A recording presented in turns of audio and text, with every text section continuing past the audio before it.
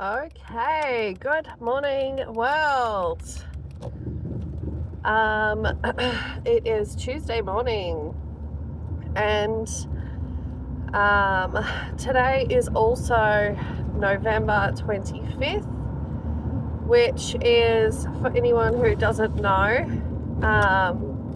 the International Day of Anti-Violence Against Women. And so it is an important day to me, and it should be for everybody. And I want to start off, before I talk anymore, I want to start off by acknowledging that yes, I am aware that violence against men happens as well, and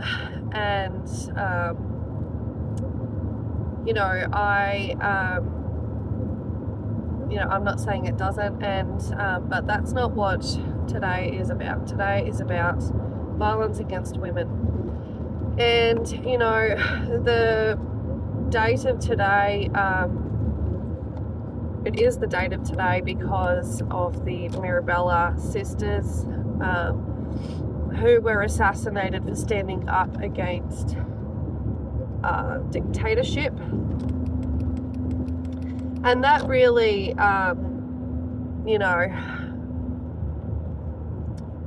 encapsulates, like that is a good way to describe what violence against women is.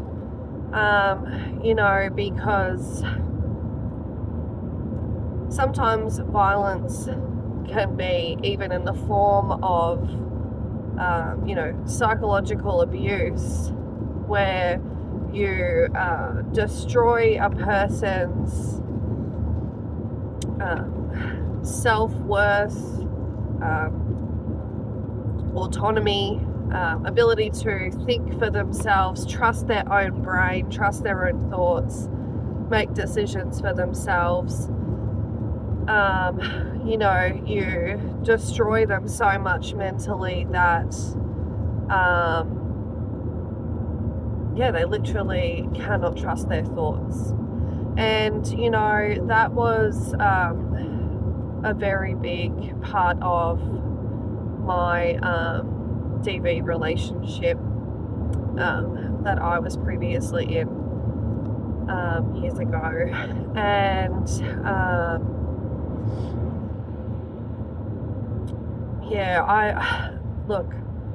I don't want to go into all the gory details of everything that happened, but I will say, and trigger warning for anyone who, this is about, that this is, currently affecting or emotionally is upsetting for. But the situation that I was in included emotional, psychological abuse. It included sexual abuse, and it included a lot of other physical abuse, violence. And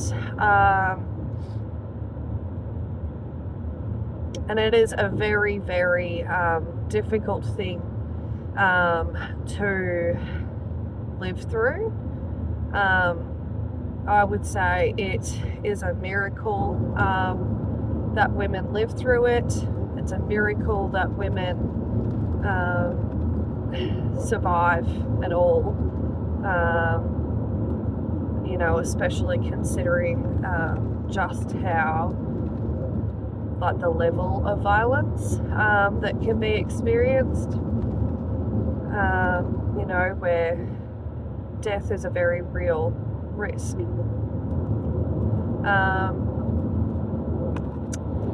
And it's not just also that death is a very real risk, possibility, but also, you know, think about the mental damage that is inflicted on a woman. You know, like in my situation as well, my ex-partner, you know, he threatened me that if I left, that I would never see my children again. And he didn't mean as in because I would be gone. He meant as in legally he would try to make it that I would never be able to have access to my children again.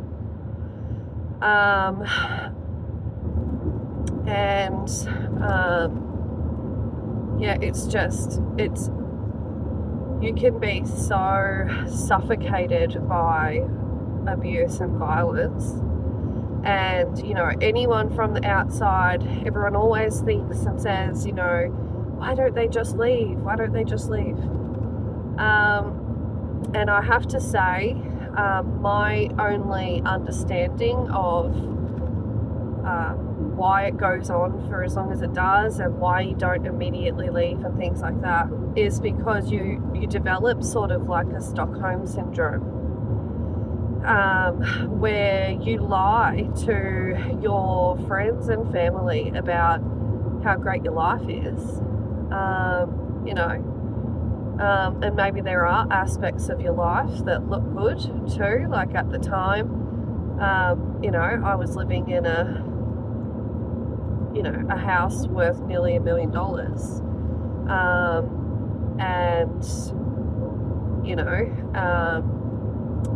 I was putting on lunches and dinner parties and functions and things like that all the time. Not just for my own family members, but for other people, you know, hosting and things. You know, and your family and friends and things, you know, it's like people want you to be doing well in life, don't they? Like, especially family and things. Then it's like you feel like such a failure if you come out and, you know, shock them with, oh, hey, actually this is what's going on at home or in my relationship, and yeah, I need to leave it, you know, family destroyed, you know, just what was planned, what was in the woodworks, no, that's gone. You know, there's like a level of shame, of disappointment, of, you know, shocking everyone, of also concern about whether or not people believe you, especially if you have a partner who is very skilled at pretending, like having a facade in front of other people, of being a super friendly, well-to-do person, you know. I think that it's probably more common than not that a man who abuses his wife or partner, female partner, to other people is the larrikin, or is the good guy, is the guy that offers help to people, is the guy who, you know, other people who aren't in that relationship, other people would look at that person and be, oh, he is such a great guy, isn't he? You know? Oh, couldn't say a bad word about that guy. But I have to say as well, you know, with my ex-partner, you know how there's that saying about, like, it's the quiet ones you have to watch? I always knew about my ex-partner that he had, like, low self-esteem. And, you know, I would say you know, like, because he always as well, you know, from his own stories that he told, you know, was more friends with girls than he was with other guys, and had problems with guys, you know, being confrontational towards him and things like that, even though he had some male friends. And I think he also fought with a sort of identity thing of, you know, I don't have a nicer way of saying this, but like, he didn't want to be like a nerd, but he kind of a little bit maybe was, and he wanted to change that to be a, he wanted to change that image to be a, you know, kind of like a, you know, successful man, you know, a tradie, a man, you know, like a, I don't know, just like an opposite sort of identity. Anyway, and the reason why I say that is because, you know, the whole thing of like, oh, sometimes it's the quiet ones you have to watch. I would say yes, you know, and I'm not saying, oh, don't go out there now and don't trust people who are, you know, the opposite of a footy player or the opposite of a lumberjack. You know, don't trust them because they're, oh, they might be violent types. I'm not saying that. I'm just saying that, you know, it's not necessarily the guy who goes and has a beer at the pub with his mates on a weekend that is going to go home and beat his wife. Like, it's not necessarily that. Sometimes it is the guy who volunteers as a CFA member. Sometimes it is the guy who studied aerospace engineering at university for a while.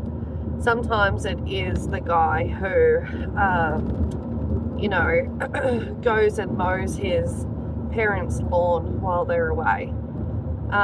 You know, like, there is a type of character, I think, and this gets into the whole topic of narcissism, okay? And I mean the bad type, you know, the bad type of narcissism where you're dealing with a dangerous person who wears a mask to the rest of the world, and then behind closed doors that mask is sometimes removed, and you see the dead black eyes behind that mask and the enjoyment that they get from inflicting fear and pain on another person and showing that other person that they have no control and that they cannot save themselves and that they are not strong enough to defend themselves and all those sorts of things. Someone who really enjoys that, like a sick, twisted, sick person. And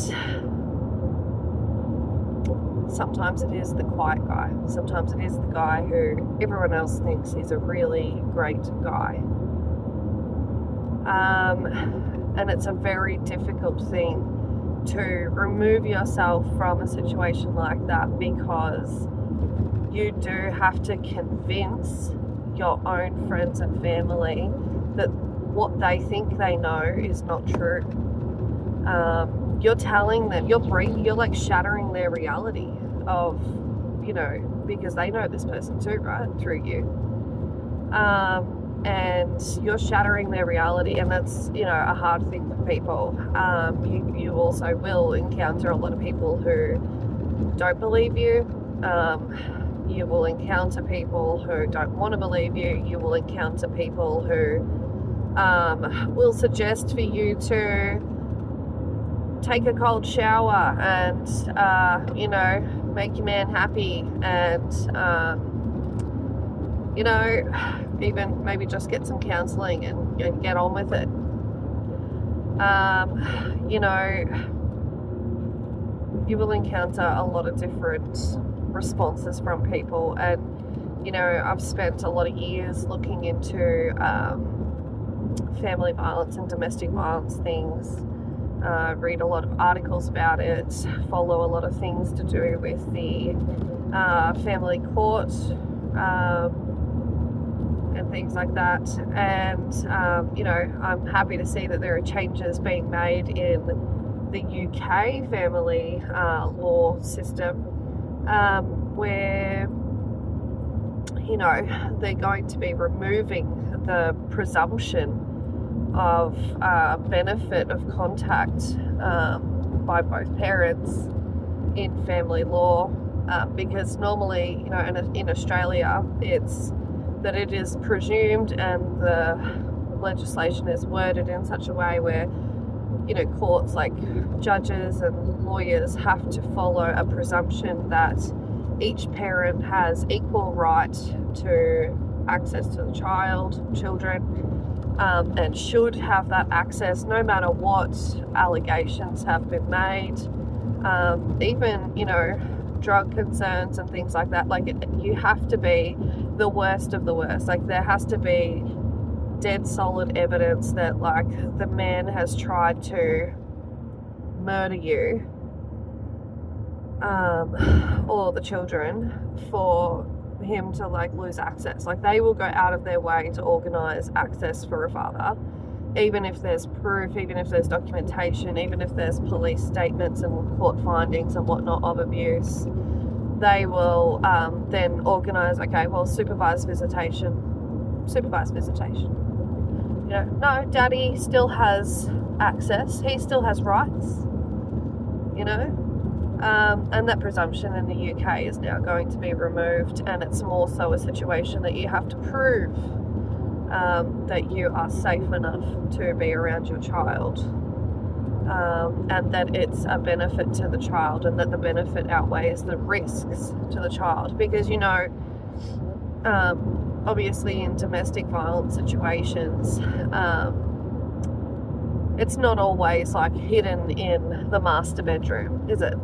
It's not always where the children can't see or hear or even just feel the tension in the home, or the fear, where they can't feel that mummy is secretly, you know, very upset, you know, holding back tears, not being her normal self, even if she is trying to hide it for the children's benefit.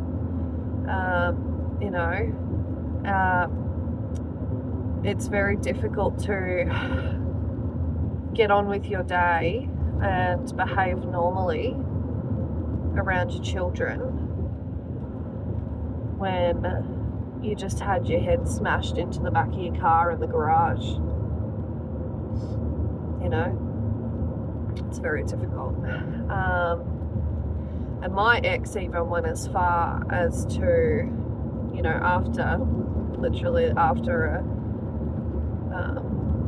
violent situation that did happen in the garage, he went as far as to, while I was upset in the garage, like crying, trying to gather myself, he went into the house and told my oldest daughter, who is not his, told my oldest daughter that she should call the police on his phone. He was trying to give her his phone. That she should call the police because mummy is being crazy and he's worried about mummy. And when I had gathered myself and cleaned my face up and gone inside, he had her propped up on the kitchen bench with his phone, trying to get her to call the police on me, my daughter. You know, nothing had happened in front of her, and she didn't know anything at all. other than what was coming out of his mouth. And it's just, that's just one example of how difficult it can be as well when somebody behaves like a good, concerned, loving person to everybody else, and makes out that their victim is a mentally unstable, they're the person that we should all be looking at. They're the person that we should all be concerned about their behaviour. They're the person who probably shouldn't have access to the children. And the court systems, the family court systems, are actually currently still sort of designed that way as well. Where, like for example, in my situation, I had police investigation records and findings in court that supported that my ex had been violent towards me in the home in front of my oldest daughter. And his sister was there even at the time, his older sister, because I had called her to come and help me.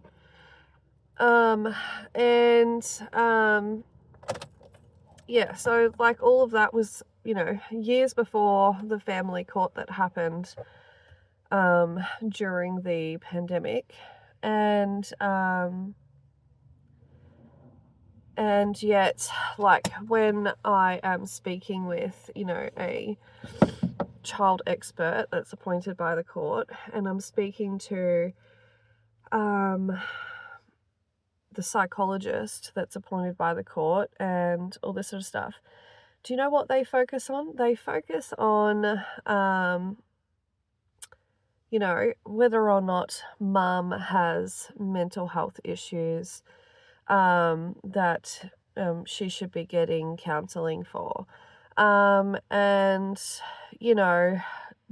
Basically, like, because I have to write reports and things like that. Just the descriptive language that's used of, like, say when I'm speaking about things that happen during the relationship, and I'm like looking at, like, through the window that's just right over the shoulder of the lady I'm speaking to as I talk, because who sits there, really? Who sits there and just looks dead on to somebody when you're talking about, like, when you're recollecting stories that, like, terrible things that happen to you and stuff? Who sits there and just looks at someone dead in the eye the whole time? You're sitting there talking for an hour and a half. Of course you just naturally, I feel like that's natural human behavior, that you kind of look around. Or in that situation, I was like looking, out the window as I was talking, lost in my story. And it's just the way they describe you as being, upset, or not making eye contact, or if it was true that that had happened during the relationship, why did she continue a private arrangement for spend time on every fortnight for these past how many years? And just all this sort of stuff that's like, I was trying to be a good person, like, for my child, and didn't think that my child was in imminent danger. And I'm also up against not just him but his family, and that's a whole story as well, but like, they have like connections and things that have been a concern and have been pointed out to legal systems over the years, because we've been through family court 2 times now. And they make a point of telling people, you know, who they are, who they're a part of, and things like that. And it is favoured. I can tell it's favoured. You know, when they're dealing with authorities or showing up to court in a particular uniform or whatever, to, I believe, sway the judge's, you know, perception of them. And yeah, what was I even saying? Yeah, so, you know, psychological factors of mum are like, oh, you know, maybe she needs psychological therapy and things like that, you know, for her to have to be like considered no risk to the child moving forward from here. But it's also like, yeah, but you've made me have to talk about upsetting things from years ago. And also, you know, like at the time that was all going on, of course I had, you know, situational stress, anxiety, depression, you know, of course you do. What woman in a domestic violence situation does not? You know, and you know, of course, a narcissistic person who's very good at putting on a facade in front of other people, of course they present well when they are being interviewed, because they don't have emotionally traumatic experiences that they're recollecting, and that are very, you know, can be upsetting to talk about, especially when the person that's interviewing you is kind of questioning you and like the validity of it and like whether it's true, and you know, all these sorts of things, like really scrutinizing you. You know, and it's funny as well because I've read documents before about like the sort of like the standard of care or the training that even GPs and stuff in Australia have, which includes, you know, training about that if a woman tells you that they are experiencing a domestic violence, family violence situation, that you must believe them and offer them all the support that they need, and et cetera, right? Like that's the standard. And it's not just for GPs, it's supposed to be for like sort of any profession, you know, health profession and even legal profession. And yet you can speak with people who are appointed by the court, and they are like basically scrutinizing you, you know, sort of treating you a little bit like, oh, you know, people who come to family court, they're lying. They're making up stuff about their ex, you know, in, you know, vengeful behavior or whatever. And it's like, it would take you 2 seconds to just look up on a computer and find, or make a phone call, whatever you do, and find the records, you know, even video records of a person admitting to the violence at that time, like years ago, you know, and here you are putting me through all this absolute undue scrutiny and upset, you know, and writing a report that, you know, is questioning the validity, you know. Yeah, it's just crazy, the family court system, and just I feel like it is still very much designed to, um, you know, like dads matter too, and you know, all this sort of stuff. And I'm not saying that they don't, you know. I mean, I've been with my partner now for almost 10 years, and we have, you know, already 2 children of our own together, and, you know, we're third on the way. And I love watching him with the kids, you know. I absolutely recognize the beautiful bond that the girls have with him, and not just his biological own children, but you know, he has a great bond with my 2 oldest girls as well who aren't his. And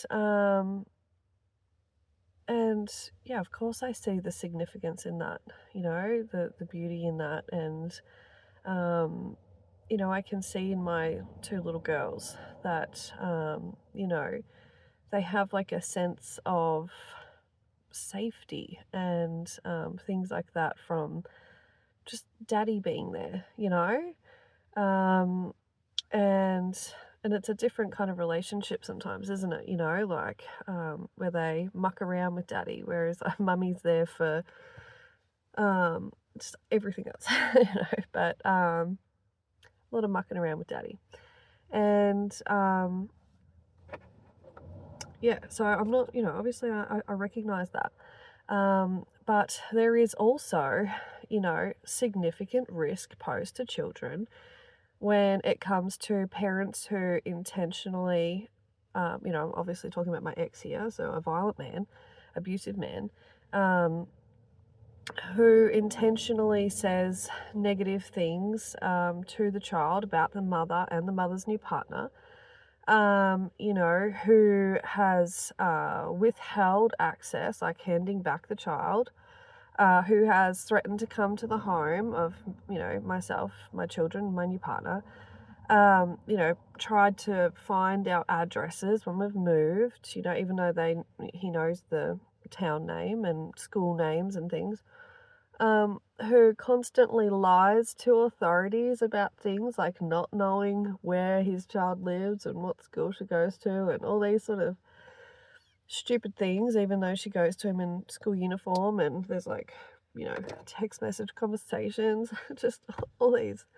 I mean, it's stupid. And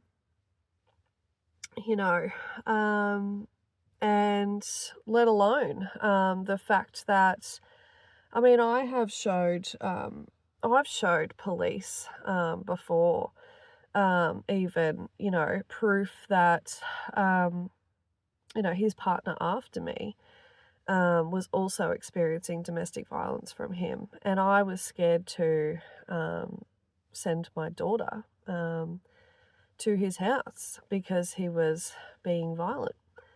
And they ended up breaking up and all sorts of things. But I mean, she told me, he put her in hospital, gave her a concussion, gave her a black eye, for which my daughter got blamed.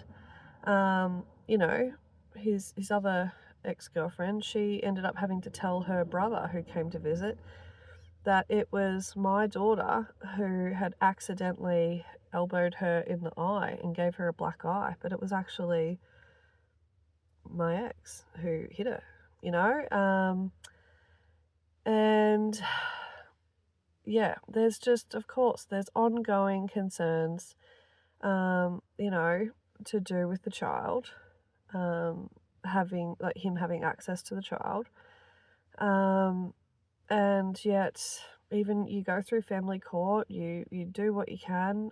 It's hard as well when you have to self-represent because you can't afford, $50,000 or more to pay for lawyers and things. Very difficult, and it's very difficult when he can afford that. And so you're a self-representing victim mother trying to protect yourself and your children. And you have to defend yourself against basically a whole lot of false allegations that his team of lawyers and barristers are perpetuating and making worse and coming up with worse things and questioning worse things. And you have to be, the victim of all of this has to be put through the ringer basically to prove that you are not those things. And there is a lot of reputational damage that's also done during that whole process, because family court doesn't just go on for a week, it goes on for 2 years. Some people are in the system for longer. And, you can have child protection called on you as a result of some of the allegations, which we did. Schools are aware of things. And when you live in an area as well that is not a peninsula, not a city and things, and it's smaller area, everybody knows everything.